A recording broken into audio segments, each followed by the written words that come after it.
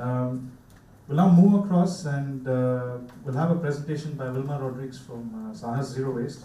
What we're trying to do here is draw comparison between waste disposal, which most people are doing at the moment, and what it takes to manage waste properly. So this session is going to be concentrated on that. We'll have Wilma on board.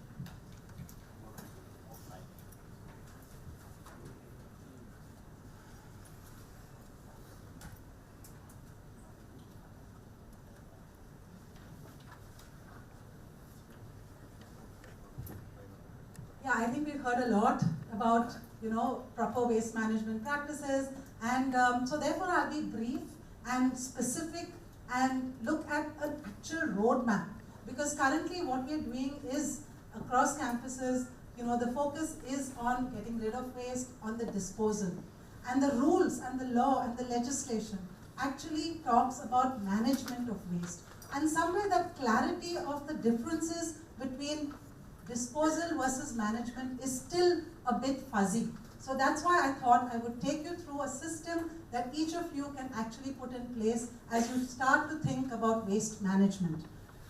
About Saahas, well, we've been in this space of waste management since 2001, and our motivation was to actually implement the solid waste management and handling rules, which is now 16 years old.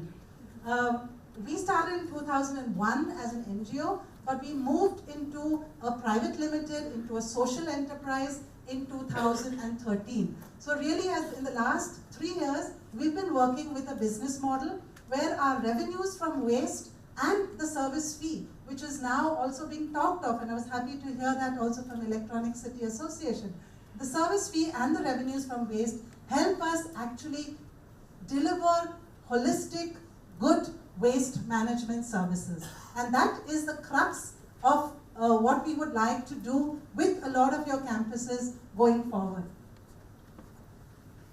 So if you look at the fact that, we've all been talking about bulk waste generators, and bulk waste generators today contribute 40% of the city's waste. And within the bulk waste generators, you have corporate campuses now that we are looking towards to actually deliver on implementation. Because it's so easy for you to actually, through top management and through your facilities team, bring on board a proper waste management system.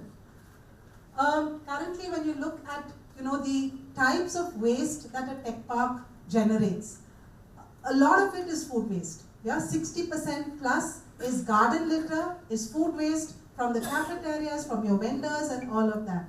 And then you have the dry waste, which is, paper, plastic, metal, glass, low value and high value as well. All of this can really be converted into various different products.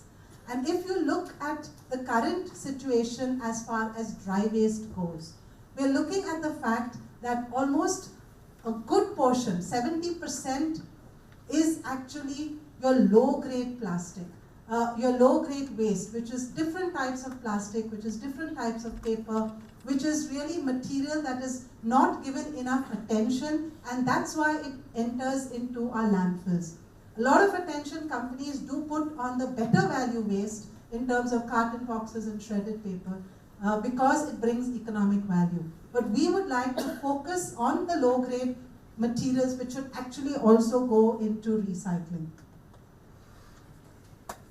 So we've done a lot of audits across different tech parks, and we've seen, as I said, that the low-grade waste is about 63%, and most of the other waste, which is specifically PET bottles and carton boxes and shredded paper, is the focus of most of the tech parks because that brings economic value. We would like to therefore, look at how you can recycle all your waste, not just this waste.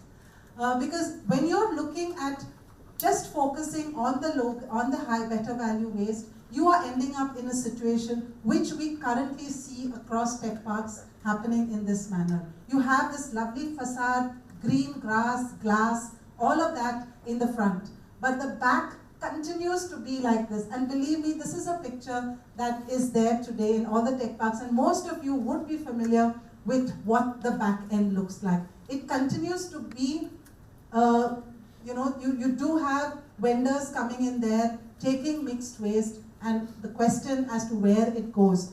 I was talking to some of you during the break, and some of you said, what do we do to actually have different vendors? I think the BBMP has already given us that green signal, that way forward. The policy is there that you manage your own waste, and so you're not therefore dependent on anybody to work in a situation like this. So really the crux comes back to us, because each of us in our respective tech parks, in our respective companies, do not need to have a back end like this. So how do we therefore move from waste disposal to waste management?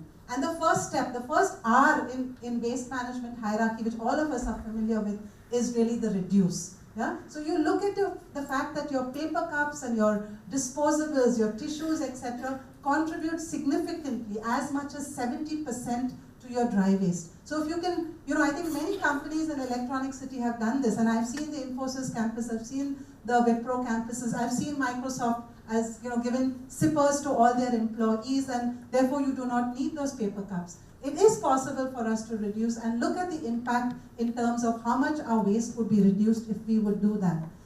The second step is to build a slow process towards becoming a zero waste campus. Yeah? And the first step towards that is to first understand your waste. So you really need to do a waste assessment or a waste audit to understand what kind of facility you have at the back end, so that processing of your waste can also take place. So waste audit is essential to give you that data so that you can plan for the waste management unit, and you introduce a waste management unit, and this can also be done in old facilities. That picture that I showed you of your dump site, that can be converted into a waste management unit, because a typical waste management unit does not need more than, say, 5 car parking slots. Yeah, that's the kind of space that you need to manage 1 ton of waste per day, both wet and dry. We do have technology today to shred and to compost waste in a space efficient manner. So really every tech park, every company can have its own waste management unit. Step number 3, you need to introduce waste segregation, and that's a term now that has become commonplace. Everybody knows what to do, how to do, etc. But it's also important to train and sensitize employees as much as the housekeeping. Because employees today, whatever, they have lots of things on their mind, so they need to just take that split second of time to understand, where does wet waste go, where does dry waste go, is a material which is recyclable but slightly wet, is it dry waste? These simple little questions that come up to the mind, there are answers for that, and it can be done through a sensitization program.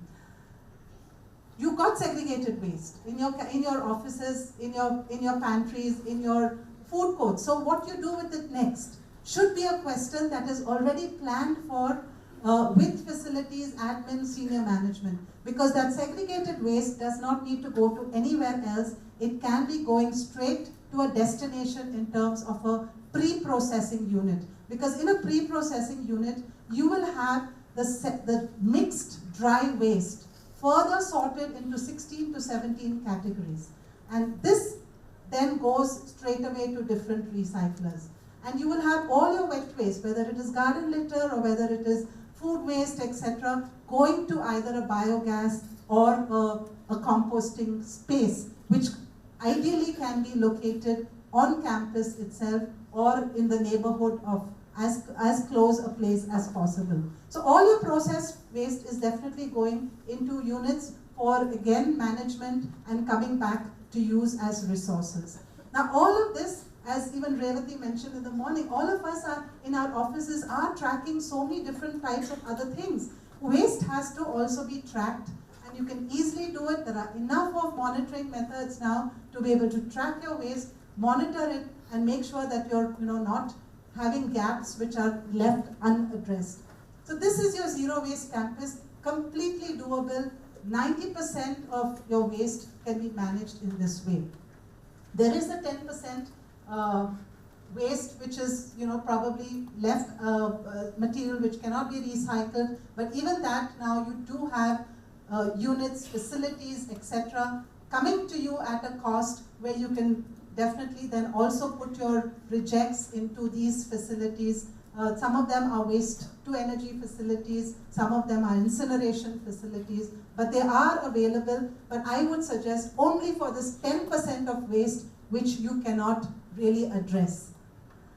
The third thing to becoming compliant to the law and to a zero waste campus is to look to use recycled products. And I think an example of that is already there in your kits. If you see the information kit that we have given you, all on 100% recycled paper. Now recycled paper comes to you with a certain tinge of brown. And somewhere we are seeing a disconnect where companies are saying we want white paper without understanding that a lot of bleach goes into making this paper white.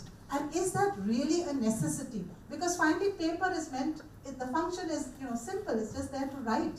So why do we brainwash ourselves to say that we need this extremely white paper because we are a company that needs this white paper. So we are trying to make popular through these products, and some of you have, some of these products are also displayed outside for you to be comfortable to use it, promote it, and the moment you do that, then the pricing of these products also comes down because it depends on volumes. The more volumes you have, the better the pricing will be affordable as well as something that all of us can then use. So I would say I just put down 3 points as your roadmap for you to comply to the law, for you to be sustainable, and for you to be proud of your own waste management system within your respective organizations. Bottlenecks to compliance, and this is where we all get stuck. Because tomorrow you're going to go back to your offices and you are all charged up to actually implement what you've heard today. So you will see, probably I'm being a little negative here, but I'm saying that you will need to convince your top management to actually take on waste management as a priority as much as everything else.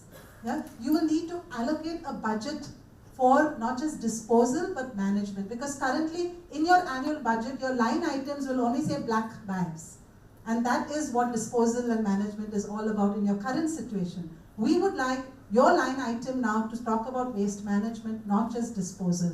So a specific budget will be required for waste management.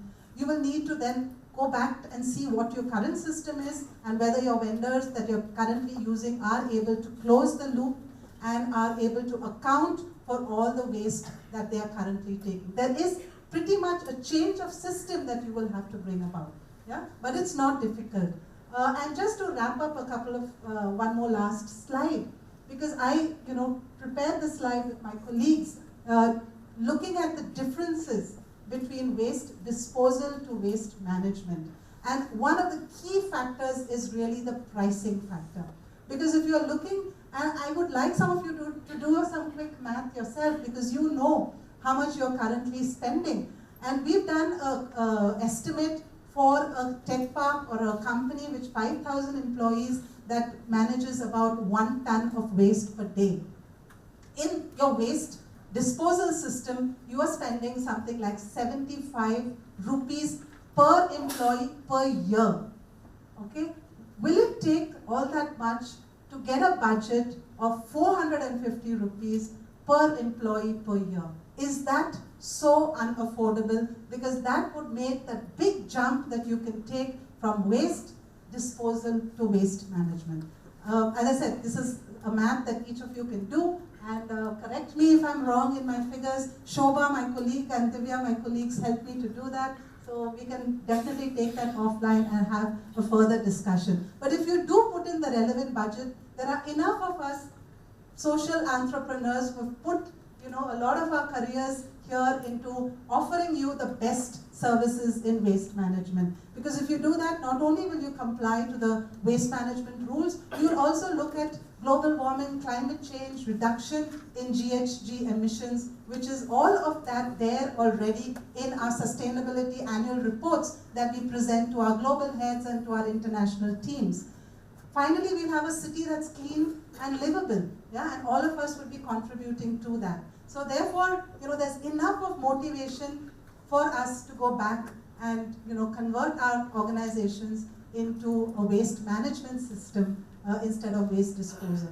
So let's go for it. The Zero Waste Campus, that's our agenda for the next 3 to 6 months, and to help you, motivate you, to bring you online, again in association with my colleague Shobha, who leads our business development team, we have a special offer for those of you here, because you know, our first step is a waste audit. We need to do an assessment, we need to do an audit. So we are happy to come to your campuses and do a quick, rapid assessment for no cost.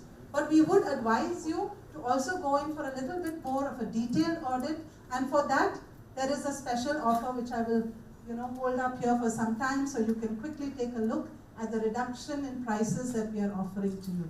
We are a social enterprise, so, but at the same time, we do have operational costs which have to be met through these kind of fees and service fees that we have. We have a big team, a big senior management team, and I hope you'll be able to meet some of them. But the best of all is that we have 160 a strong field team, mostly women from the base of the pyramid that are there to take care of the waste. And most of you who have seen some of our units will have met some of our women who are always happy and somewhere happy to work with waste. So I will leave you then with these thoughts, and I hope I will hear from some of you during the lunch break. Thank you.